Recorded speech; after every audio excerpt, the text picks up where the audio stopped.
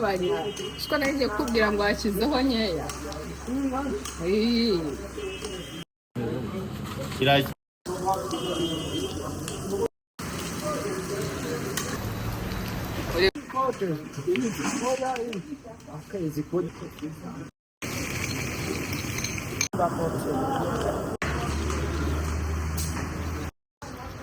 tuje gukatisha avoka ushyire ku mureti ako shyiramo hano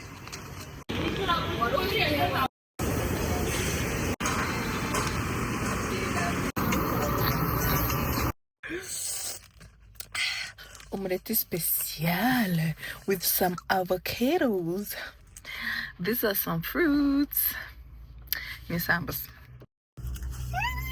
I'm excited. Yes. Hi, Musanze. We are here for you. Ready for us because we are ready. Rero mureke mbabwire ukuntu nisanze Gisenyi. Uko mubibonye ndavuze ngo Musanze, are you ready for us? Nabivuze mitangi Gisenyi nkomerezaho Gisenyi, and ni Gisenyi naho nari napanze, na Musanze naho nari napanze. So twe tuvuye gusenga nyine n'umushuti wanjye, tuvuye gusenga and nari nagiye gusenga nkajya numva isengesho ryanjye ntiri kuzamuka pe simbabeshye, nkumva umutwe ndarushye, nkumva ngiye nko gusara, and then my friends, nta myenda ntaki, duhita twigendera. And this is what I like about being an adult, being free, having money. I like it. Ko igihe cyose wabyuka kumva you're not feeling good, you can go. So twagezeyo, tukigerayo umumama waho wa hano kuri Kivu White Apartment yahise atujyana mu isoko rya Onama ngo tugure ibyo kogana n'ibyo kwambara, cause nta kintu na kimwe twe dufite cyo kwambara. So twese tujya mu isoko rya Onama. Gisenyi yubatse gare nshyashya naherukaga iri haruguru kuri Grand. So twagiye mu isoko rya Onama and ntabiteganyije, nahisemo udukweto twa Eliana twiza, tujya mu makanzu and tuhitamo n'abafana. I love it here.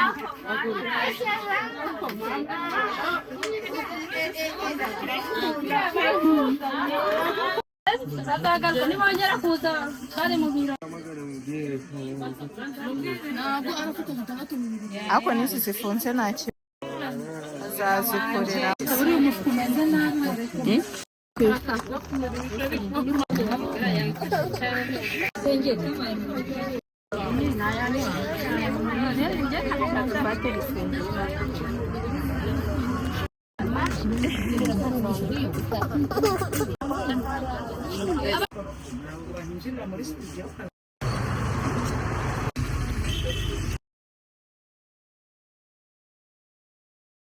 Mureke mbabwire ikintu kimwe, kuri ino si habaho abantu beza, b'abana beza.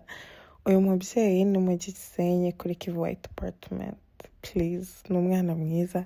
Yese atujyana kugura wine, atugurira wine, ati feel free, you gonna enjoy whatever you had, put them behind, ubundi this is your time. Yaturishije ubuzima. Hello, okay, welcome back to my YouTube channel. Nkuko mubibonye tuvuye mu isoko rya Onama and naguze ibintu ntateganyije ariko nguze inkweto z'umwana, and I'm here, I'm cooking. Just look at this apartment. Bafite ibikoresho byose, just look, bafite ibikoresho byose, bafite rice cooker, bafite coffee maker and microonde. Anyway, bagukorera breakfast, you don't need to, except for me, I need this time for myself. I need to cook for myself, and it's only for me. This is what self-love is. So nshyizeho umushaba and ngiye no guteguranya amacoma, so stay tuned.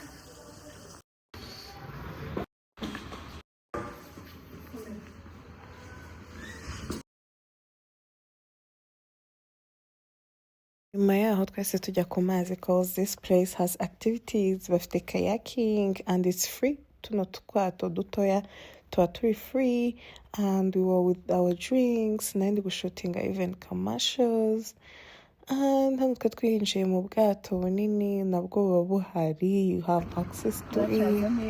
Oh God, this place. Muri white apartment afite ubwato. Turi hano. Hari kayaking, hari ubwato butugenda mu mazi. Exciting. Okay.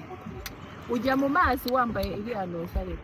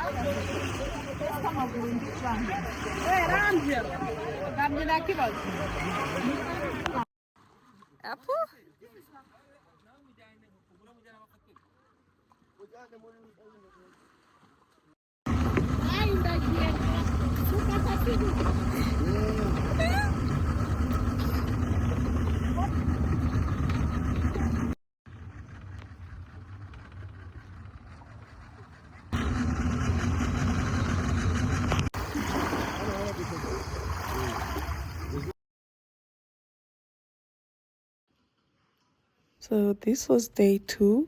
Mu gitondo cyaho nabyutse mbona akazi, mfite akazi ko gukora, so twafashe breakfast mpita njya mu kazi. And this is the hotel number 2. Iyi ngiyi yitwa Kivu Summer Hotel.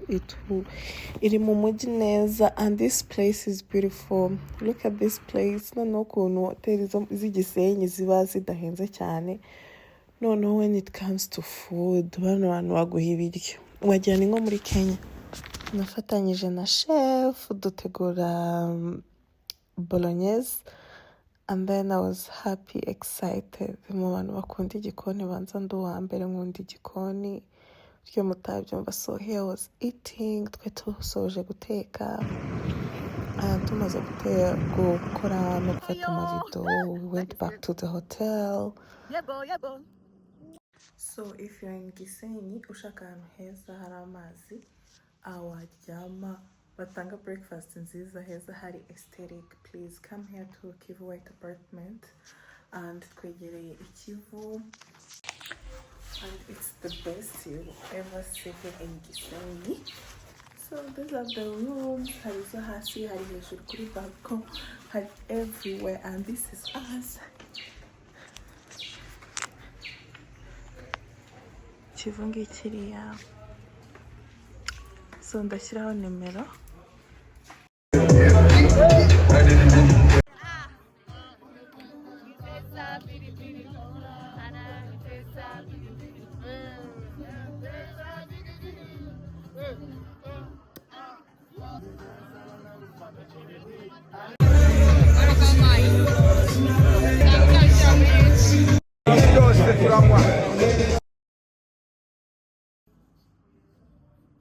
So that night we went out, and ubu ngubu wari umunsi wa gatatu, and we were supposed to gutaha uno munsi. So this is the 3rd hotel, yitwa Nova Beach Hotel. Ni hoteli nziza. Oh God. None yegeye Burarirwa, uba ubona muri Burarirwa neza, yegereye amazi, ni kuri beach, everything. Batwakiranye urugwiro. I loved people there. And nahise njya kuroba. I did so many activities here.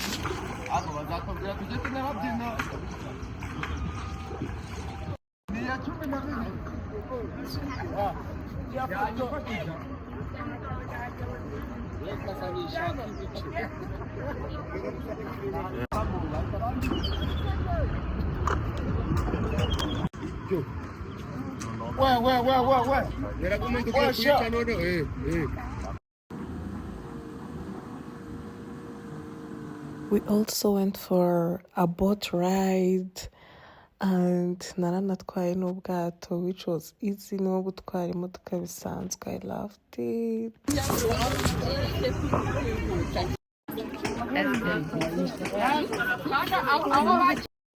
twese tujya mu isoko guhaha ibyo turi bushyire iwacu, tugura imishaba, nshaka kugura ibipupe cause Eliana akunda ibipupe but umva byari bihenze kurusha inaha. Agura from Kigali, so twaciye na Musanze, ya Musanze baranuburira ngo bajya kugura imboga za 15, don't accept it. Bashyizemo ibiki bireba byita ngo kiri mushrooms n'amashu manini gusa kugira ngo ubone ko umufuka wuzuye kumara kumira. Guys, nibwo butubuzi bwa mbere, don't accept it. And tukahise duca ku gacafe tunywa coffee, and kuri Migano tunywa coffee, dufata croissant, uzafate croissant yabo iraryoha cyane. And this is what we eat every time we get Kwenyangam.